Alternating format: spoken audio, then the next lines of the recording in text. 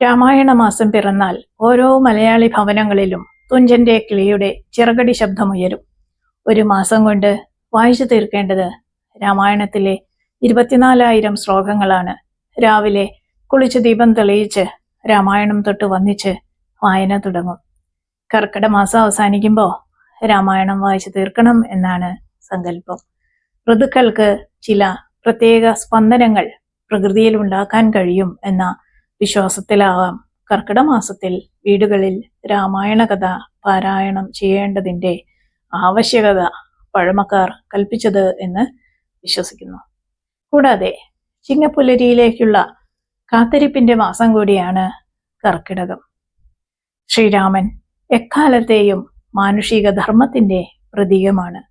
രാമായണത്തെക്കാൾ ശുദ്ധവും സദാചാരനിഷ്ഠവും സുന്ദരവും ലളിതവുമായ ഒരു മഹാകാവ്യം മനുഷ്യ സംസ്കാര ചരിത്രത്തിലുണ്ടായിട്ടില്ല എന്നാണ് സ്വാമി വിവേകാനന്ദൻ രാമായണത്തെക്കുറിച്ച് പറഞ്ഞത്. ധർമ്മത്തിന്റെ ഏറ്റവും ഉച്ചസ്ഥായിയിലുള്ള സ്വരം എന്ന് ഗാന്ധിജിയും രാമായണത്തെ വിശേഷിപ്പിക്കുന്നു. ആരാണോ രാമനാമം കേൾക്കുകയോ ഉച്ചരിക്കുകയോ ചെയ്യുന്നത്, അയാൾ ജന്മങ്ങളുടെ സമുദ്രം ഒരു ചെറിയ കുഴി എന്ന പോലെ കടക്കുന്നു എന്ന് രാമനാമ മഹത്വം ഉദ്ഘോഷിക്കുന്നു. താൻ അഭിഷിക്തനാണെന്നറിയുമ്പോഴും വനത്തിലേക്ക് തിരസ്കൃതനാകുമ്പോഴും സമബുദ്ധിയോടെ പുഞ്ചിരിച്ചുകൊണ്ട് എല്ലാം സ്വീകരിച്ച ശ്രീരാമന്റെ സ്മരണ ഭവസാഗരം കടത്തുന്നു എന്ന് തുളസീദാസ രാമായണം പറയുന്നു.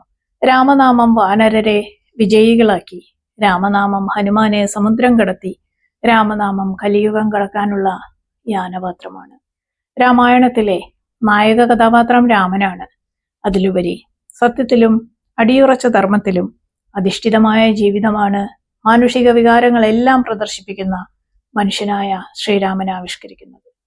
അതുകൊണ്ട് തന്നെ ആധ്യാത്മികവും സാംസ്കാരികവും കലാപരവുമായ എക്കാലത്തെയും സ്രോതസ്സാണ് രാമായണം.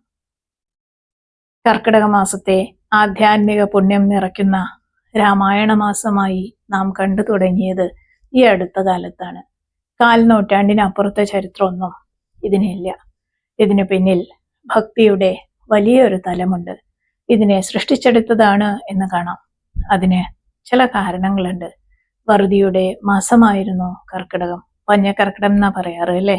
ദുഃഖത്തിന്റെയും ദുരിതത്തിന്റെയും കാലം. അതിൽ നിന്നും രക്ഷ നേടാൻ ഈശ്വര ചിന്ത കൊണ്ട് കഴിയുമെന്ന് നമ്മുടെ പൂർവികർ ചിന്തിച്ചതിന്റെ ഫലം. അടുത്ത 11 മാസങ്ങളിൽ എങ്ങനെ ജീവിക്കണമെന്നതിന്റെ തയ്യാറെടുപ്പുകൾക്കായുള്ള മാസമാണ് കർക്കിടക മാസം. മനസ്സും ശരീരവും ശുദ്ധമാക്കി ഈശ്വരന്റെ ഭിക്ഷ ഏറ്റുവാങ്ങാൻ തയ്യാറെടുക്കേണ്ട മാസം. എന്നും രാവിലെ കുളിച്ച് ശുദ്ധി വരുത്തി രാമായണം പാരായണം ചെയ്യുന്നത് കോടി ജന്മങ്ങളുടെ പുണ്യം സമ്മാനിക്കും. മനുഷ്യൻ ചെയ്തു കൂട്ടുന്ന പാപങ്ങളെ ഹനിച്ച് സംശുദ്ധതയുടെ തീർത്ഥം തെളിക്കലാണ് രാമായണ പാരായണത്തിലൂടെ കൈവരുന്നത് എന്ന് ആചാര്യന്മാര് പറയുന്നു. രാമായണം ഇതിഹാസം എന്നതിനൊപ്പം തന്നെ ആദികാവ്യവുമാണ്. അതോടൊപ്പം തന്നെ ധർമ്മശാസ്ത്രവുമാണ്. ഒരു കാവ്യത്തിന് വേണ്ട എല്ലാ ഗുണഗണങ്ങളും രാമായണത്തിനുണ്ട്. സ്ത്രീകൾ പാതിവ്രത്യം പരമധർമ്മമായി സ്വീകരിച്ചിരുന്ന ഒരു കാലഘട്ടത്തിലാണ് രാമായണം പിറന്നത്.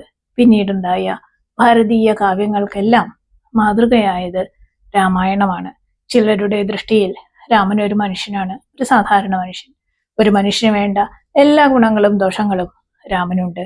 ചിലർക്ക് രാമൻ ഈശ്വരനാണ്, വിശ്വചക്രവാളത്തോളം ഉയർന്നു നിൽക്കുന്ന ഈശ്വരൻ. അനർഘളമായി പ്രവഹിക്കുന്ന ഗംഗ പോലെയാണ് ഭാരതീയ സംസ്കൃതിയിൽ രാമായണ മഹാകാവ്യം ഒഴുകുന്നത്.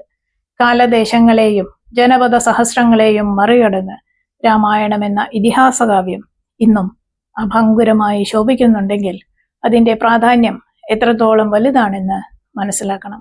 രാമായണം, മഹാഭാരതം, ഭാഗവതം എന്നിവ ഭാരതീയരുടെ ആധ്യാത്മിക ത്രിവേണികളായാണ് അറിയപ്പെടുന്നത്. വേദമാകുന്ന തുഷാരഗിരിയിൽ നിന്ന് പുറപ്പെടുന്ന കാളിന്തിയും ഭാഗീരഥിയും സരസ്വതിയുമാണ് അവ എന്ന് ശ്രീനാഥാനന്ദ സ്വാമികൾ അഭിപ്രായപ്പെടുന്നു.